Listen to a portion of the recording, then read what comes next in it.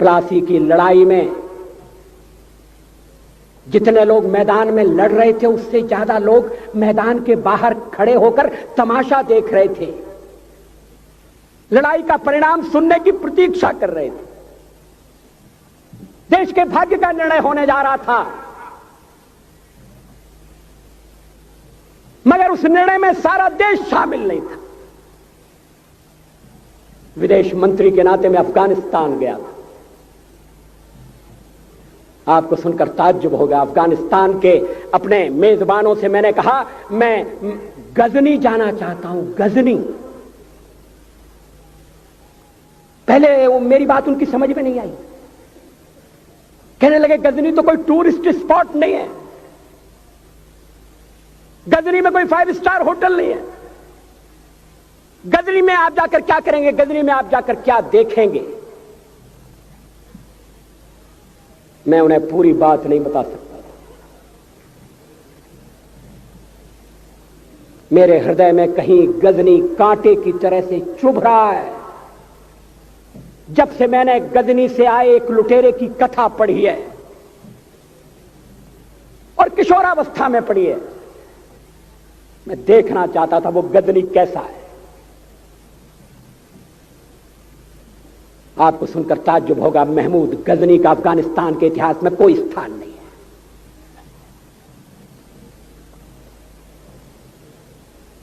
गजनी छोटी सी जगह है, छोटा सा गांव है। कल्पना करिए सैकड़ों साल पहले वहां धूल उड़ती थी, झोंपड़ियां थी, मगर एक लुटेरा लुटेरों को इकट्ठा करता हुआ सोने की चिड़िया को लूटने के लिए चला आया। आपस की फूट से जो राजा है वो लड़ेगा, जो क्षत्रिय है वो लड़ेगा। हमने समाज के बहुत बड़े वर्ग को लड़ने के अधिकार से वंचित कर दिया। हमने उन्हें हथियार नहीं उठाने दिए। मार्शल नॉन मार्शल के आधार पर हमने समाज को बांट दिया। वो लुटेरा सोमनाथ के मंदिर तक चला गया। पुजारी देखते रहे। मंदिर की पूजा भक्तों को करना पड़ती है। मंदिर तो एक प्रेरणा का केंद्र है। मैं देशपांडे जी की तरह से नास्तिक नहीं हूं, मगर उनकी नास्तिकता में भी जो आस्तिकता है मैं उसका आदर करता हूं, उसका सम्मान करता हूं। वो जिस आत्मविश्वास से नास्तिक होने की बात कहते हैं, तो मैं उनसे कहना चाहता हूं वो सचमुच में नास्तिक नहीं है। जिसकी आस्तिकता है, जिसका विश्वास है, वो नास्तिक कैसे हो सकता है? विश्वास किसमें है यह बड़ी बात नहीं है, विश्वास है या नहीं। हमने समाज के बहुत से बड़े वर्ग को विश्वासहीन बना दिया।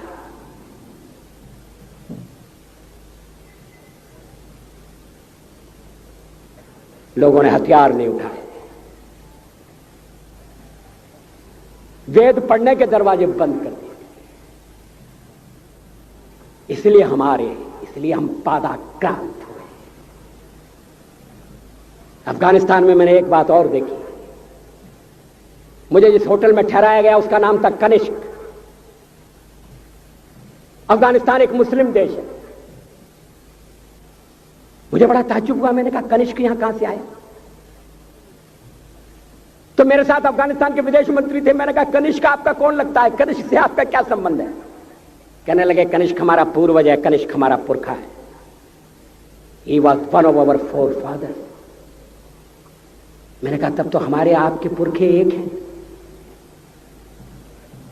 अफगानिस्तान के लोगों ने उपासना पद्धति बदली है, संस्कृति नहीं बदली।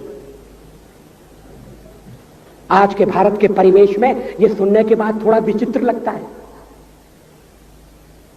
हमारे यहां तो धर्मांतरण के साथ राष्ट्रांतरण होता है, ऐसा दृश्य दिखाई देता है।